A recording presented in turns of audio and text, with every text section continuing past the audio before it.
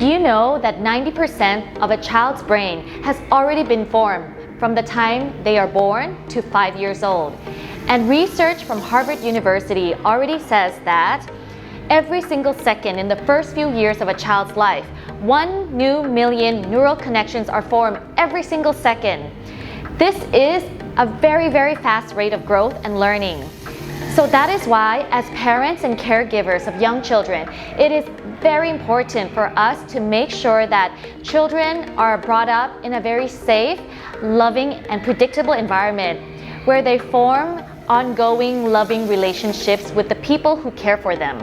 Today, we're going to be sharing some parenting tips to make sure that you can help to ensure successful brain development that will help your child grow up in a very healthy and happy kind of way. The first tip would be that we need to make sure that every child will have a consistent caregiver in their life. And of course, ideally, this should be either mom or dad, because every child feels already an innate connection to their mom or their dad. However, if this is not possible and there has to be other caregivers, such as a nanny, an aunt, or a grandma or grandpa, and that is perfectly fine.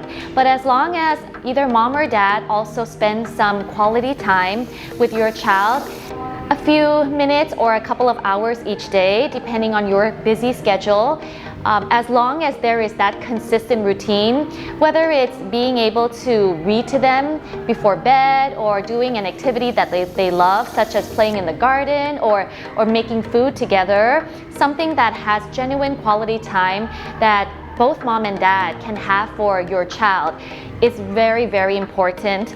And they will also learn that even though there are other caregivers that have to care for them, children are very smart. They will know that actually they can depend on 2 people or 3 adults in their life, and they will be able to regulate and manage. But what is really important is that there should be consistency.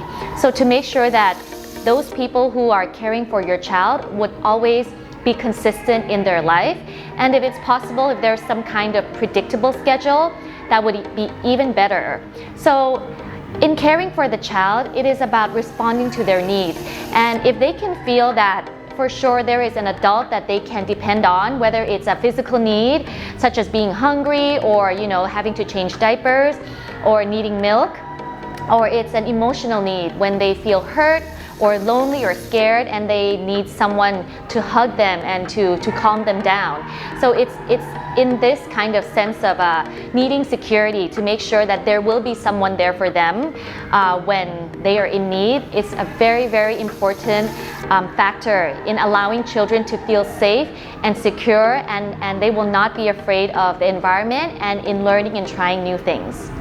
The second tip for parents of young children would be to make sure that there is a good balance between allowing your child freedom to explore, to make mistakes, to explore their curiosity, and to have some structure and rules that this is kind of the line where they shouldn't go over this boundary, and they need to know that at certain situations, the parent or caregiver will be firm and they will need to listen. So it is kind of this delicate balance that the adults in the child's life will need to kind of adapt and learn, because every child is different.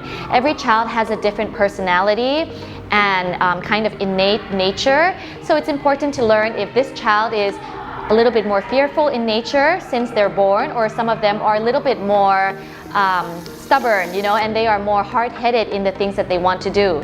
And parents or caregivers will have to adjust the parenting style based on the individual needs of the child as well.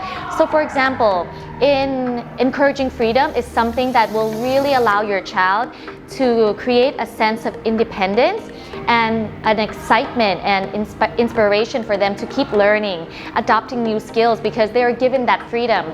So even if they do something that we might see as a little bit naughty, like pouring water all over the place on the carpet just to see what happens, that is actually their way of learning. So for adults to go in and kind of like say, stop, don't do this, no, that's not okay, too much, that will actually really hinder your child's brain development, because they will learn to be scared that this is not doable, that is not doable, and then they will learn to kind of like stay in a really small space, and this will limit their growth. So I think how you can discern whether this is something that should be encouraged or not, you can look at it from the view of safety. So if it is something that is just, yes, it's going to be messy. Messy play really allows the child to explore without limitations, and it's not dangerous. It's safe for them to be, coloring on, maybe you don't want them to color on your walls, but you can have a huge piece of poster paper where they can just, freely color in a huge space so they don't feel restricted. Or even get those kind of like markers or crayons that can be used on the glass wall or glass on glass doors that is erasable. So giving them opportunities like that to explore in a way that is as least limited as possible will allow them to keep wanting to learn and grow in creative ways. However, if whatever they're trying to experiment with is dangerous, such as they want to put their hand on a hot stove, right? Or they want to put their finger in the electric socket. Now that is sometimes where you will have to step in and use a firm voice. Like, no, that is not safe. You cannot do that. Or if they hit the caregiver or another child, and that is when you step in and say, that is not okay. We do not do this in our family. However, there is no need to be upset. So if we are able to teach children with reason and with a kind of like loving firmness, that is the best approach, because if we start to use our emotions and we get upset, or we yell at them out of our frustration, now it will start to get a little bit complicated, because they will start to feel fear of us getting upset instead of really understanding why they shouldn't be doing that thing. So I think it's really, a matter of testing and trialing and seeing what works for your child and their unique personality as well. As much as we really want young children to explore freely, it is really important for children to have kind of a structured day. So if they did not go to school yet or enter nursery or kindergarten school yet, we would recommend that actually the caregiver sets kind of like a routine schedule, waking up at roughly the same time, taking them to bed, not late, but around 8 p.m., 7 p.m. for very young children, and kind of following the same routines. Putting them down for a nap at the same time every afternoon, or when they wake up, change their diaper, give them the meals at kind of the same time each day. Consistency is really, really important in making sure that the brain feels that there is kind of like a structured process. And this structure will allow children to actually feel more safe to explore, because they feel that certain parts of their life or the environment is very predictable. So within this predictability, then they can explore and feel more safe to meet new people or to learn new activities. And so once they start nursery or kindergarten age, actually, that's why at our school, we really focus on making sure that there is a schedule that the children understand. If they're very young, they can't read the schedule. So the teacher will go over, say, visual cues. So in the morning, if it's breakfast, there's a picture of, a plate of cereal or milk, and then the teacher goes through this visual schedule with them so children know what to expect. Of course, in the beginning, when children enter a new environment, they're going to have to adjust, they will cry, they will miss their parents, but eventually this new routine that is very predictable will speed up the ability to adapt to a new environment. And so I think having structure for your young children will be a key factor in really accelerating their growth.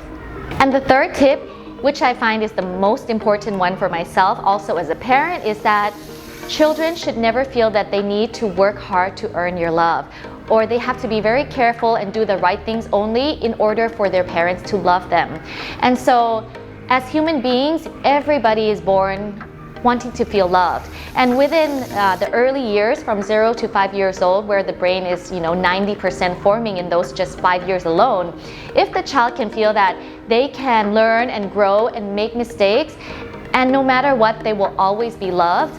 They will not only be loved when they do the right thing or do something that makes mom or dad or the caregiver happy, then they don't have to work hard to earn it, and they won't try as hard to test things with you, or they won't have to act out in an extreme way to earn your love, because they know that no matter if they make a mistake, mom or dad or the caregiver will respond with a sense of firm firm love where they don't have to be fighting for it.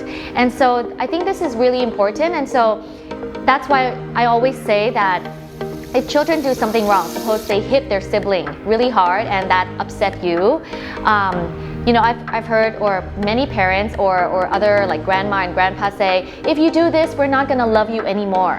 So I think this is something that I really recommend against, because love should never have to be negotiated. So the things that you can say instead would be, no matter what, I will always love you, but what you did just now, that was not right. It is never okay to hurt someone else because you don't feel okay. So let's try again. And so to give children the chance where they feel safe enough that they can try again without being scolded, or told that no, they're bad or they won't get the love, is really, really important. And role play is really important as well. So when the child is out of their kind of upset state of mind, it's also really important to maybe take those moments and say, let's try again. Let's pretend you're upset right now. What are some ways that you can ask for help instead of hitting your sister, for example? Maybe there is a cue or a kind of like an internal language that you can develop between the caregiver and the child. Maybe the child can have a certain activity that they know that when they're upset, they want the parent to hug them or read a book or be in a certain corner of the house. Something that will soothe their upset. So to practice that before the next time that happens will really help to train their brain as well, of if this happens next time, the child knows how to respond. So this is something that I feel is really important, is to make sure that children are loved, feel that they are loved no matter what. And yes, sometimes we will get upset as parents and caregivers because sometimes we are tired. We are human. We came home from work from a long day. So in that sense, if we felt we've made a mistake and we maybe were more strict or we were emotional in teaching them, then what we can do is we need to step back and wait till we are in a more calm mode or calm state of mind. And when we feel that we can regulate ourselves and the child is also out of their upset, we use that state where both parties are in a better place, and we have to apologize. So this is something that I would recommend all parents to do, is if we felt we've done something wrong, we should apologize to our child and say, mommy is sorry that I yelled at you more than I probably need to, because, and you can explain that I was really tired on that day, so it's probably my physical tiredness that also made me that upset.